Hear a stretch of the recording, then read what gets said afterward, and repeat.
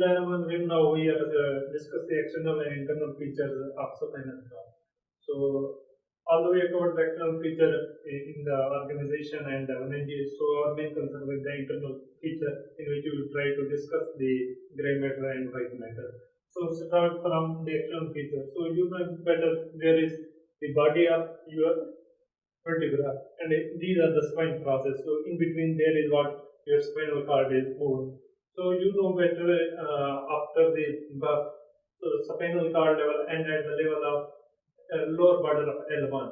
So these are vertebra, but they came out their corresponding vertebra.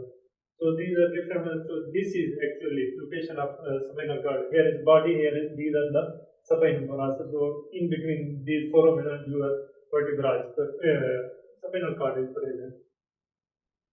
So this is your actually spinal cord representation. You can see here, so these are the flex formation here. So this is what for brachial flex. So two enlargement, one is cervical enlargement for the brachial flex, same like here, another enlargement for the your lumbosacral flex formation. So their origin is C2 to S3 spinal level, while the vertebral level, if you look at the vertebral level, is the T9 to L1. If you look at the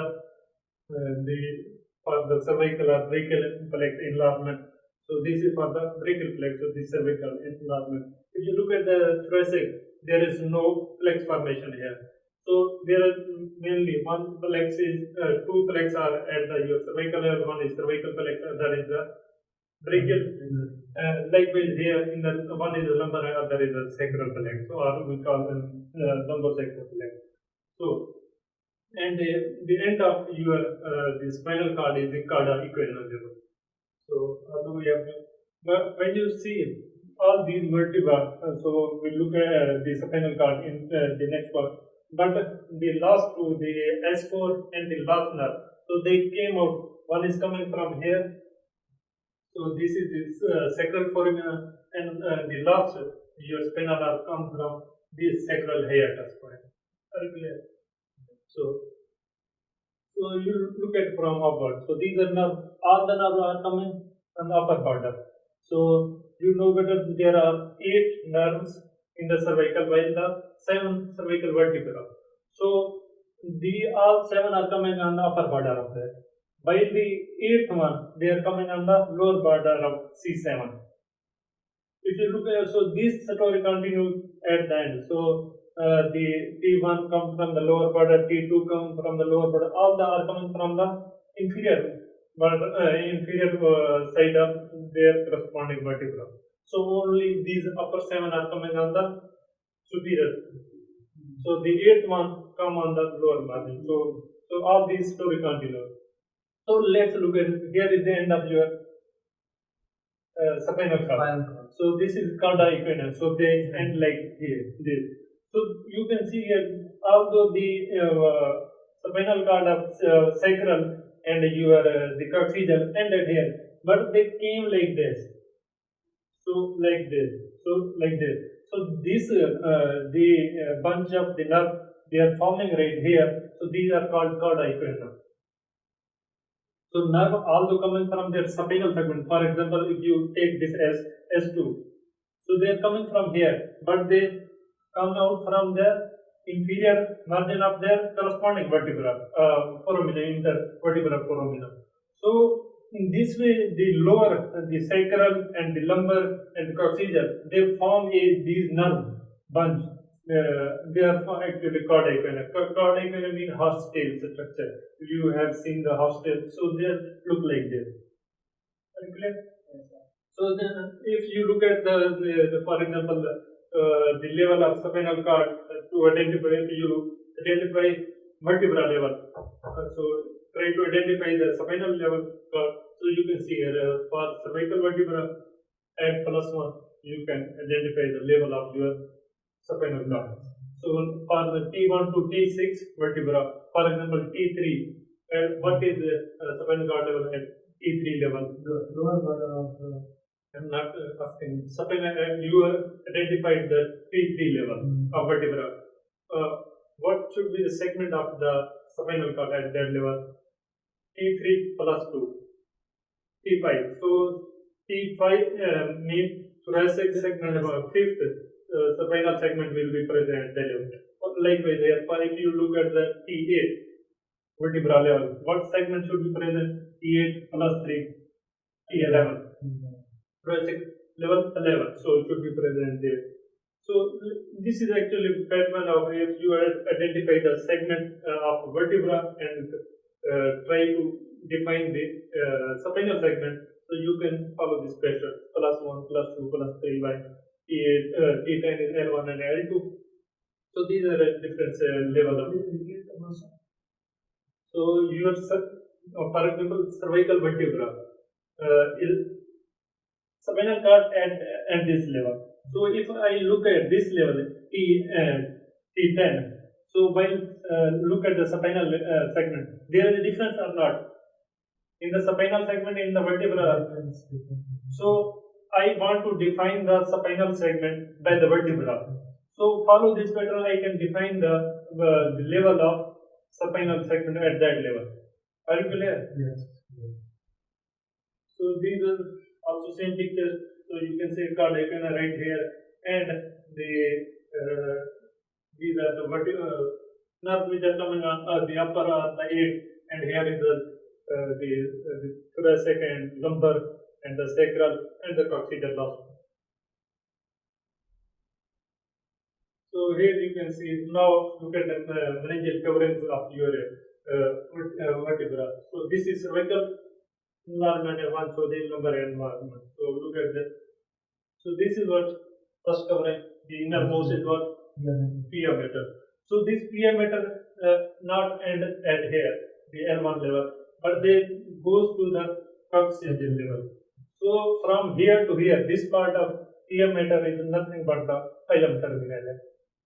Actually, so this extension of pia mater from the conus medullaris to the coccygeal is the phylum terminale.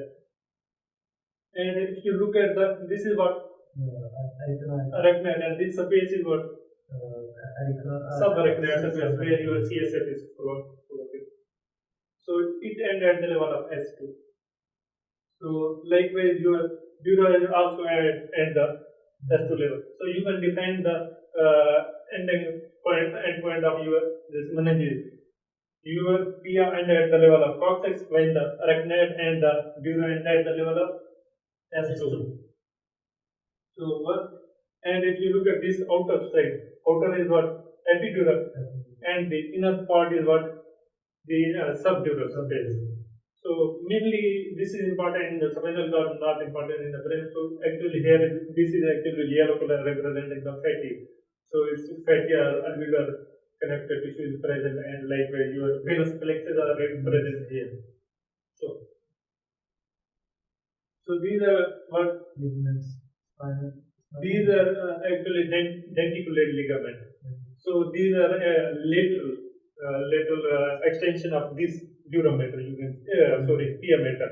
So there gives strength on the horizontal margin.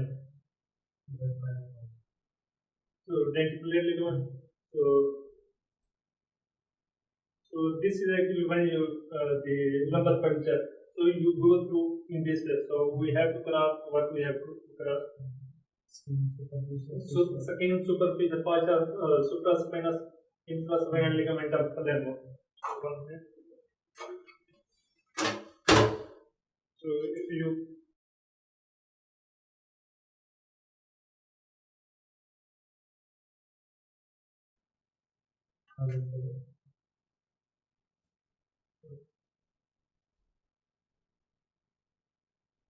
you follow the pattern, here is one is second, then superficial fascia which is under it, then you will find these ligaments. So these are actually three ligaments. So ligament pattern, and then you find the meninges. So pattern is like this. So then you find these meninges. Alright. So second and superficial fascia, then the ligament. So the supraspinal which is on the outer margin, and your interspinal between these supine process. So here is actually your interspinal, and then your ligament of labrum comes, then meninges, three meninges came. So you are not touching the pia mater because our concern is the subarachnoid, so which is before the pia mater. So if you try to identify the level of, so this is iliac, correct? So if you put like hand here, so this is actually border which define your L4 level. So for actually when our concern is epidural space, so L3 and L4 is best for the subdural space subarachnoid.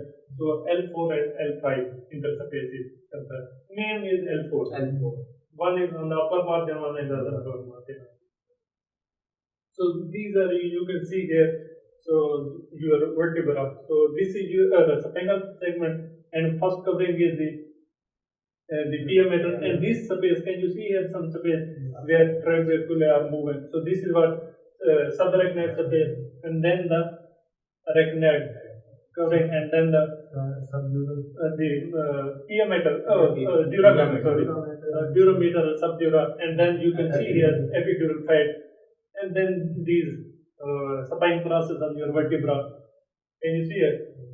So this is actually vestibular pattern of, and you can see here the dorsal root are coming right here and forming the dorsal root ganglia, and here is the ventral root. So ventral root concerned with the motor activity, and the dorsal concerned with the sensor activity. So here is the body of your vertebra.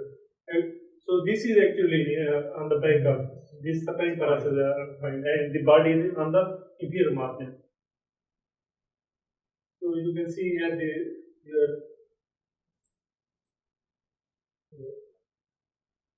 spinal cord, where you find the pia mater, denticular ligament on the extension. So different extension, if you try to identify these extensions. So can you see here? So these are different denticular ligament in this picture. Can you see it? So these are actually denticular ligament. So when you see a surgical picture like this, so they are not green or red or blue color. So they are actually look like this. So instead of when you become neurosurgeon, you will see this picture. Arachnoid meter, durameter, and these are the supine blood vessels on the medial aspect, and the dorsal root and the ventral root. They look like this. So dorsal root is somewhat thicker than the your ventral root. You can see it. So epidural anesthesia and the spinal anesthesia. So inject right there. So another concern, my concern is with these. They are actually not directly coming the root. They are actually first they come like root like this, tiny root. So they are actually almost 8 to 10 number rootlets. Then they form a one single root. So they came out. So when actually there is important clinical here, when you take the MRI of your spinal cord to identify the spinal nerve injury. So for that, when you put the MRI, so you are actually your CSF reaching at these rootless level. So when you take the MRI, if the CSF is not reaching the rootless level at any segment, you can see here is the nerve injury. So in this way, actually, you can define the nerve injury. You not take out the spinal cord from the vertebra. So actually, when you put the MRI, if you see at somewhere CS is not reaching the rootless level, means there is spinal nerve injury at that level. So now come to the internal structure. Although we have covered most of the external features. So this is what white matter, and here is gray matter.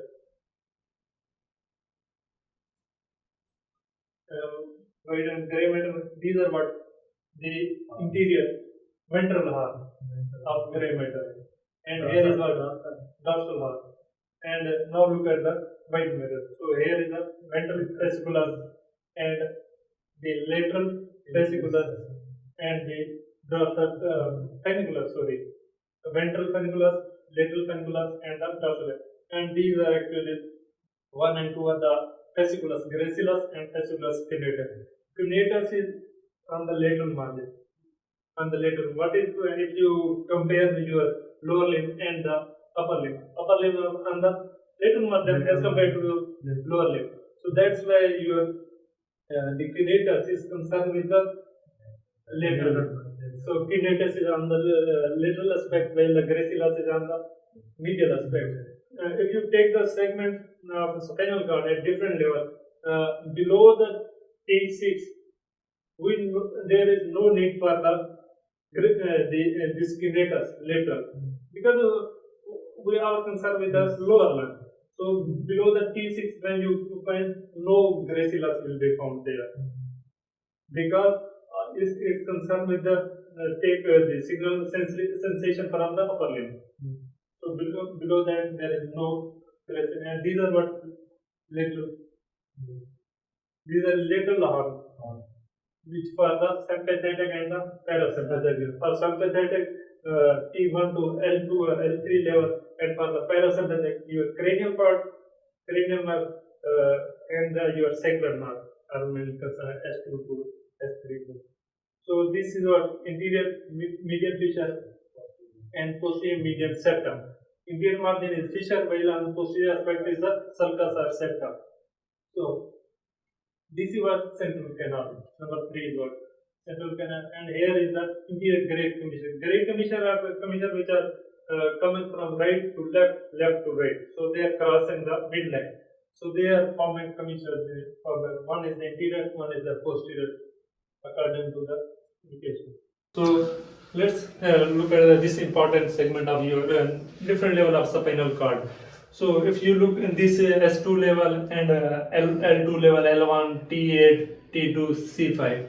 So as you move upward, your weight matter is going to increase. So can you see here? So different. So here is the weight matter is much more, and weight matter. As you move upward, why your weight matter is going to increase? Because your sensation are increased. So because at the, for example, at L2 level, so the nerves sensation are just from the lower margin.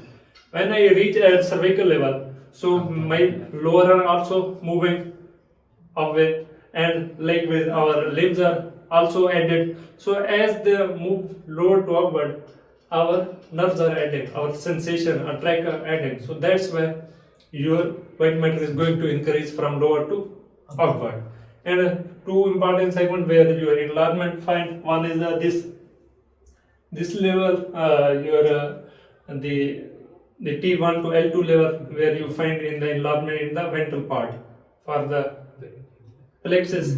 So and for in the lumbosacral in the lumbosacral region, one cervical, can you see here this enlargement in the C5 level, because for the flex brachial and other enlargement you will find here in the S2 layer L2, so for lumbosacral region. So are you clear this picture? So now look at the spinal nerve formation. So this is gray matter, this is the white matter, you can see here. So white matter and gray matter, are you clear? So now look at the ventral heart. Although I have covered this picture in the organization, but just going to look. So motor neuron formation. So they are coming in the ventral portion. So they are coming like this. Ventral root. So their motor fiber in the ventral. This is what the while if you look at the posterior margin or the dorsal, your sensory are going. So they are dorsal root ganglia. How you can differentiate the ganglia and the nucleus? Ganglia and cell body. There are three parts of your neuron: cell body, dendrites, and axon. So your the cell collection of cell body outside the CNS is the ganglia. Inside the CNS, the nucleus.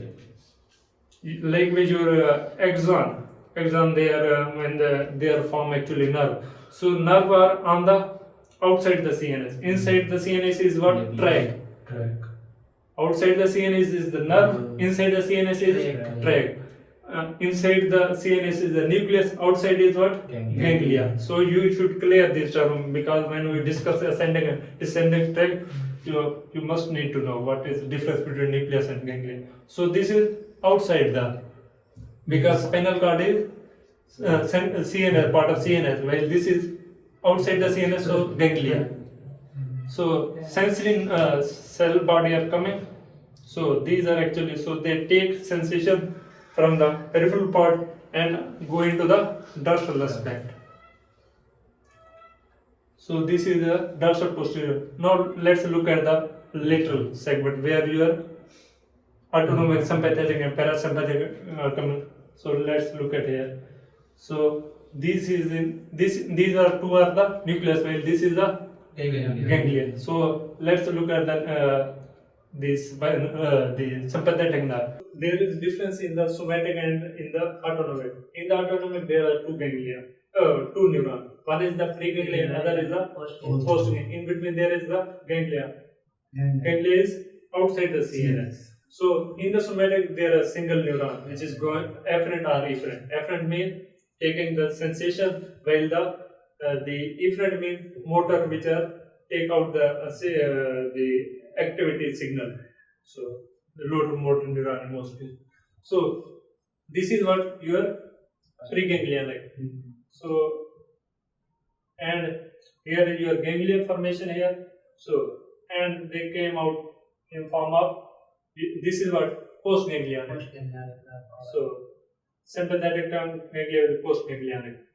So actually when I call the spinal nerve, you know better these are the mixed. So spinal nerve is not a single component. When I take the sensory, motor, sympathetic, the collection of all three segments is actually a spinal nerve. If it's depend upon level, if it's not sympathetic is going, so then sensory and the motor component are included in the spinal nerve. Are you clear with it? Yes, so it's these three actually forming your spinal nerve. Now come to this picture, which I think the $1 million picture, because there is lot of concept are putting in the single picture. So you should be best with that. So this is what your white matter. This is what gray matter. So there is the central canal in between. So these are the lateral segment, lateral part. So now put the sensory and the motor pathway. So arrangement, look at the arrangement of your sensory pathway and the motor pathway on your spinal cord. So first we cover the white matter, then we interpret to the gray matter. So let's look at the sensory pathway. So these are what FC and FG. So these are actually fasciculus, gracile and the cuneatus. So cuneatus is on the lateral margin, and while the gracile is on the medial margin. So these are actually pathways. So now another, can you see here something coming out? Yes, sir. So these are sensory pathways. So number one is what? Posterior spinocerebral pathway, and the other is here. If I am saying here posterior means something should be interior. So that this number two is your interior spinocerebral pathway. Cerebral is actually main concern with the unconscious proprioception. And what do you mean by proprioception? So there is actually two terms are used. One is the exteroception, one is the proprioception. So extro means outside the body. Inside the body mean what? Your joint, your the muscle position inside the body sensation. While exteroception means your temperature, pressure, all these which are concerned with the outside body. So these type of sensation are exteroception, and the proprioception means position or the joint movement of your inside body. Are you clear? So when I say unconscious and conscious, mean consciously, if I want to know my hand is contracted or the relaxed position, so is upward or downward. So these are conscious. but when I am walking, so unconsciously the signal are going to my brain to identify, to know the position of my joints. Is contracted or relaxed, so muscle contract or relaxed. I'm not interested in, but unconsciously signal are going there. So these unconscious are actually going to the cerebellum. So spinocerebellar means coming from the spinal going to the cerebellum. So there are posterior and interior. Posterior and interior are mainly concerned with the lower body, and for the upper body, upper limb part is the crinocerebellar pathway. So this number 3 is what is the spino-olivary pathway, and this number 4 is what the lateral spinothalamic, and the 5th is the interior spinothalamic tract. These are spinothalamic are mainly concerned with the pain and temperature. Yes. So for easiness, I use the mnemonic here. So this P and this T, pain and temperature. So take these two words, you can identify the function of the spinothalamic, pain and temperature main concern. So one is the lateral, one is the interior. So interior, I think is some the touch and pressure are also concerned with the interior spinothalamic. So these are actually your spinothalamic tract. So there is crinocerebellar, which you cannot see here, and there are also spinocerebellar. They are on the somewhat posterior margin, so you cannot see it. So these are actually the sensitive pathway, or you can say ascending tract. Ascending means our sensation are going from lower body, going move upward and into the cerebral cortex. So they are the ascending, and descending means motor pathway, which are coming from upside and go downward. So these are the motor; those are the motor pathways. Let's look at the motor pathways. So this number 6 is what the lateral corticospinal tract. Corticospinal, and if I'm saying lateral, something else is present, that is the interior corticospinal. So these two are actually considered as the pyramidal pathway. Other are considered as the extrapyramidal. Why we call them a pyramidal? Because they are concerned. So they when they reach the medulla level, so they cross like this. Mainly lateral. So they cross and form a triangular shape or pyramidal shape structure. So that's why we call them the pyramid. So for example, this is the right. So the right come on the left and left come on the right. So they decussate or crossing at the medulla level, lower medulla. So they form a pyramid-like structure. So that's why we call them the pyramid. So we discuss in the descending pathway. So this number 8 is something the rubrospinal tract. So and here is your lateral reticulospinal and the medial. So they are mainly concerned with the your balancing.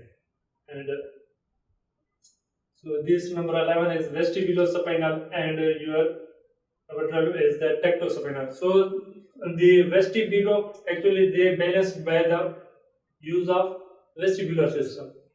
You can say your sensation coming from your inner ear. So while the tectospinal are concerned with the vision, so they balance our body by the vision. So what are the segments when I balance my body? How can I balance? What are the components which are helping me to balance my body?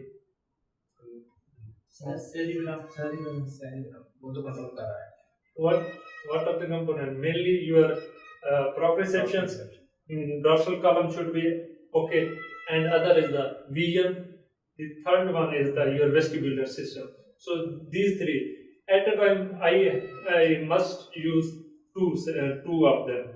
Mean if sometime the dorsal column is injured or is not working, my two other are working, vision and the vestibular system. So I can balance my body. If I close my eyes, I have only one component, so I cannot balance my body. Fall like a fool. So these are actually motor pathways. They are considered as the extrapyramidal. So now come to the gray matter. So they are actually the neurosensitive they have divided into different layers. So they are not much important because they are not associated with any clinical. So these are actually different the layers of your gray matter. Can you see here? So these are different laminae. So they are numbered as Roman numeral 1, 2, 3, 4, 5, 6, 7, 8, 9, 10. So these are different. Our concern is the little bit of nuclei, gray matter nuclei. So, and you see here something coming right here. So these are actually gray matter. These nuclei are actually the relay station where you have the sensation. For example, this penothalamic or they enter into our these. They are coming like this. But first, as they come in the dorsal root, so there is a relay station, a resting room, where they rest for a time, then move upward through their tract. So these are actually relay stations. So one is posterior marginal, this part, and the substantial gelatinosa. This is going throughout the your spinal cord. All these are so. And these are actually your lossal tract. So these are nothing but when your first order neuron come, so they actually cross one or two segments, especially the pain and temperature sensory related. So they relay for one or two segment, 2-3 segment, then they cross. So they form a lesser tract. Are you clear this? Yes. So, and this is what this is nucleus proprius. And here is your nucleus dorsalis, which is only present at the level of C8 to L2 and L3 level. So, and the visceral efferent means they are concerned with the visceral body, and the interomedial, can you see here? Interomedial and the interomedial lateral. This medial is concerned with the parasympathetic relay, and this is concerned with the sympathetic. So that's where the medial is S2 to 4, while T1 to L2 L3 are because they are concerned with the sympathetic. So the location is concerned with that. So now look at the ventral. Ventral is mainly concerned with the motor activity. So there are actually three groups. One is the medial, other is the central, other is the lateral. So medial is concerned with our medial part of body, mean trunk, head, and the neck, trunk, medial part. So when I move little bit lateral, the lateral is concerned with the limbs, so lateral part of our body. So the ventromedial and ventrodorsal, you can see here this in the black one. So color, follow the color. So they are present throughout our spinal. So mention here the level where they are present. So if you look at the accessory and phrenic and the lumbosacral, accessory nucleus is concerned with the sternocleidomastoid and the trapezius. So they are only present at the level of the C1 to C5. So in the cervical, if you look at the phrenic, so they are present in the C3, C4, 5, mean concerned with the diaphragm. So if you look at the lumbosacral, so they are present in the lumbosacral region, but their function is still unknown, not such important. So, but you must remember the medial is concerned with the medial part of body and lateral is concerned with the lateral part of body. So, and these are your lateral one. So these lateral one are concerned with the lateral. For example, I contract this part of our body. So for example here, so my lateral is concerned here. So there is topography on your spinal cord from lateral. So lateral concerned with the hand, your fingers, phalanges, or you can say. So as you move proximal to the body, so we come toward the medial part of our spinal cord. Are you clear this? Lumbosacral का कहते हैं इसमें blood evacuation या मतलब defecation reflex control होता है. But still function is in books is unknown. Now look at, if you look at try to identify the laminal level of these nucleus.